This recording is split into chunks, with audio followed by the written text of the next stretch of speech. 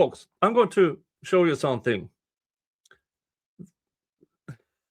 that I discovered yesterday. Let's go back to opening statement.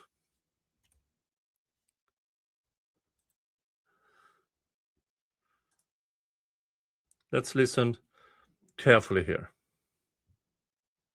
Job from the Adams County Sheriff's Department. I went to Cincinnati and now works for the Norwood Police Department. He commutes. He first part of his opening statement was about the cop and the PDF thing. But listen what he says. Drives every day because he felt like he can't minute. work here anymore. Now, Mr. Foreman, as I indicated a moment ago, saved his most severe attacks for Lisa Phillips. He just went through a guy who was called a PDF. He went through with feeling testes, young boys, all of those things. And this attorney says, even worse is this woman being portrayed as a lesbian. For him, being a lesbian is worse than being called a PDF. Why? In what fucking universe, Mr. Attorney, is being portrayed as a lesbian worse than PDF? I really would like an answer to that question, Mr. Attorney. How one of the most degrading crimes in society is not as bad as being called a lesbian. Anyone? Can anybody explain to me the way he thinks? Anyone? Because it's ludicrous, it's ridiculous, it's absolutely imbecile and moronic to make that claim that he does, this attorney.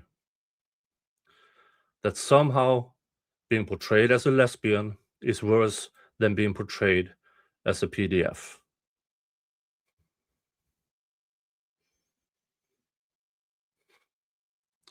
All right, let's get back to closing argument.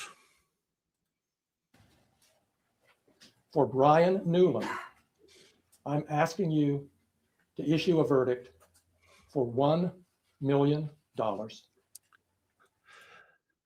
He even puts a higher number on being called a lesbian than being called a PDF.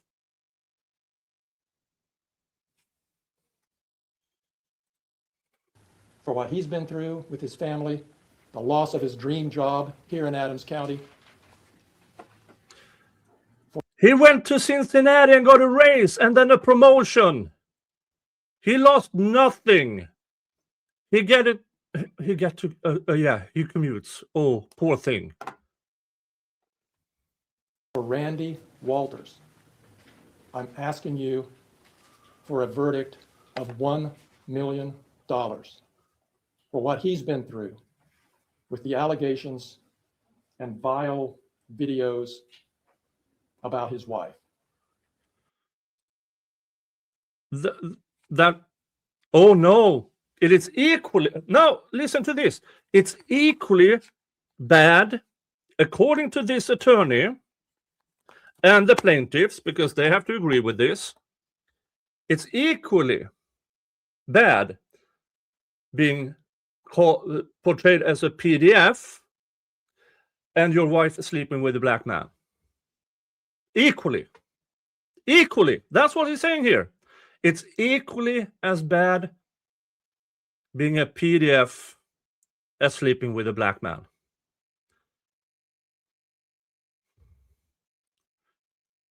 It's insane.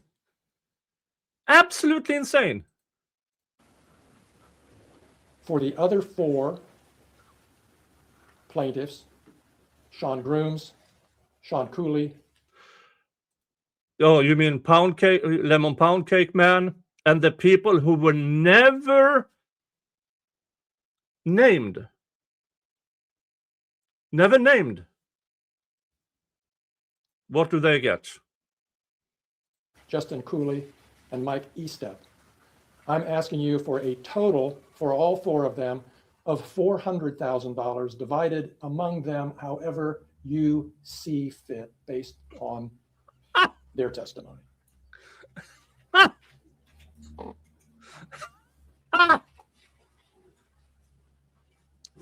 They deserve ridicule for the rest of their lives for less, showing their face in you court. can issue a verdict for more. That's what I'm asking you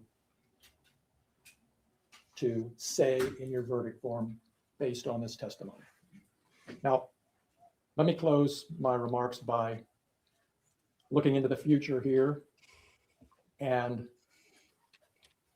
looking at the future if there's a verdict for the plaintiffs and you award the plaintiffs a fair amount of money. What happens? The plaintiffs are vindicated.